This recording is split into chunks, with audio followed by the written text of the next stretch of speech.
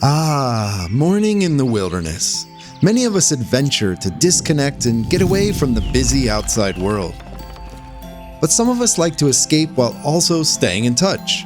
Some of us seek isolation, and some of us seek a signal. Shar and I have traveled to some remote places, and I was still able to upload these videos, the bits and bytes leaving through the roof of our van shot into low Earth orbit by a Starlink dish, where they met with a satellite to be beamed back to Earth to devices all over the world. It's kind of wild that you can enjoy high-speed internet while sitting in the middle of the desert, the forest, or even the ocean. This is a Starlink Mini, and these have come a long way. In my first van, I sawed apart the original rectangular Starlink and smushed it into a case to flat mount it before flat mount Starlink terminals were even a thing.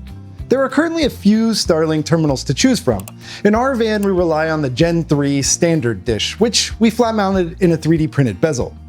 It has been amazing, and it was our sole source of internet for the van itself while we traveled to Mexico. And wow, high-speed internet while driving on the beaches of Baja is pretty nice. There's also the high-performance dish that comes at a premium, but for many folks, the Starlink Mini is a great blend of price and performance, not to mention a nice compact form factor. Sarah has decided on a Starlink Mini for her van, and I'm going to show you how we plan to integrate Starlink into her build. But I'll show you 3 ways to use a Starlink Mini, each progressively more complex, but with added benefits. The last one enables advanced network possibilities and multiple mounting points so that you can use the same Starlink Mini dish on your rooftop or as a ground deploy. This is the ultimate setup. But first, let's start with a setup that's super easy to configure and a great solution if you want to keep things simple. Starlink Mini is unique because it includes a router with Wi-Fi 5 inside the terminal. That means the most simple setup requires power and nothing more. In a house, the included wall wart converts your AC power to 30 volts DC. In a mobile smart home, we'll need to boost our DC battery power to 30 volts. A buck booster like this one is already set up to accept 9 to 28 volts and boost that to 30 volts to provide 3.5 amps of power to the Starlink Mini. It even has an inline fuse. You'll be able to use the Mini's included cable and avoid modifying any wiring. I'll link to this converter below. This first method relies on the Wi-Fi router inside the Mini.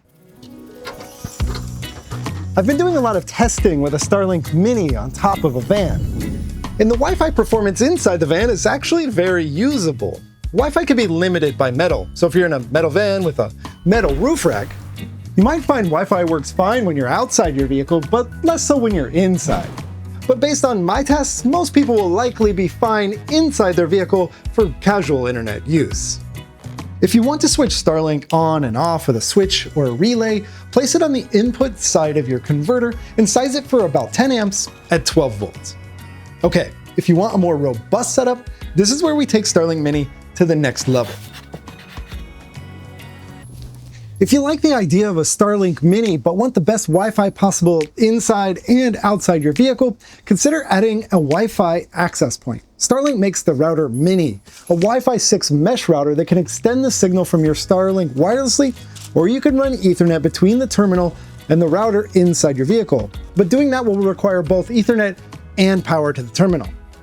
A wireless mesh might make sense in a house, but in a metal van, the signal still has to fight through layers of metal, so performance will likely be similar to connecting directly to the terminal. If you're willing to run Ethernet and power to the roof, this setup is still pretty affordable and will provide solid Wi-Fi both inside and outside your vehicle. The Starlink Router Mini is about $40, and you can even power it via USB-C power delivery. I'll link to that below. But I know that you know there's a Smarty van approach that gives us the best of both worlds, plus some huge bonuses. Before I show you the multi-mount ground deploy setup we're building for Sarah's van, let me say a huge thank you to our Smarty Van channel members, especially our top tier Rhodes Scholars. Yeah! If you missed it, there are 2 new perks for all members. First, stickers. Fill out the sticker request form to receive yours. More importantly, all membership tiers now have access to members-only content.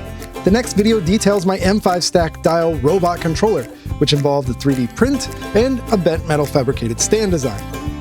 So far, we've gone from simply powering up the Starlink Mini and using the onboard Wi-Fi to expanding the Wi-Fi network inside the vehicle.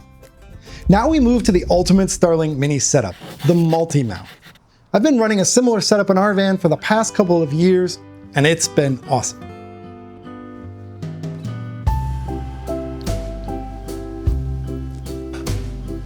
For us, internet in the van is a baseline requirement.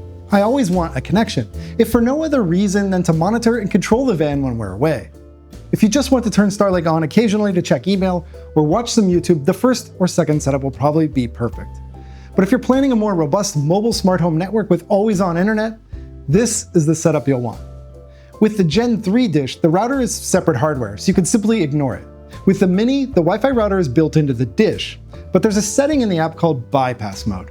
This turns the terminal into something more like your cable modem at home.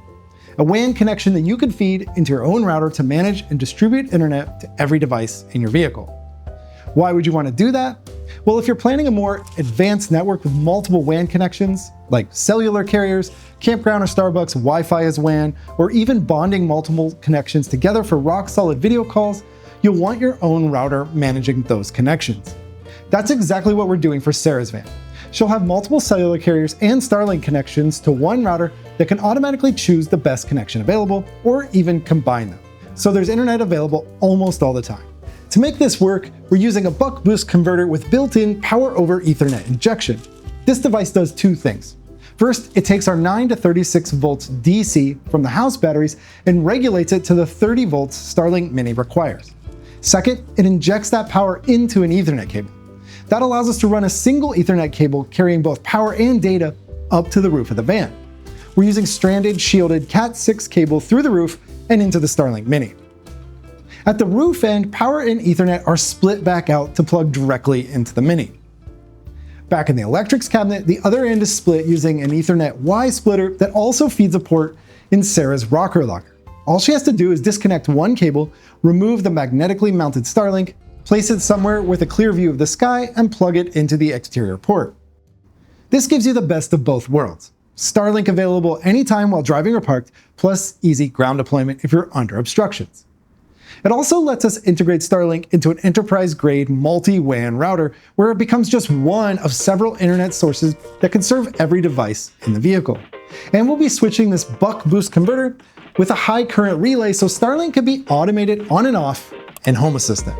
I'll link to everything I've shown you below, and in a future video we'll dig into the router, how we're managing multiple network connections, and the rest of the network architecture. Until then, how about this one?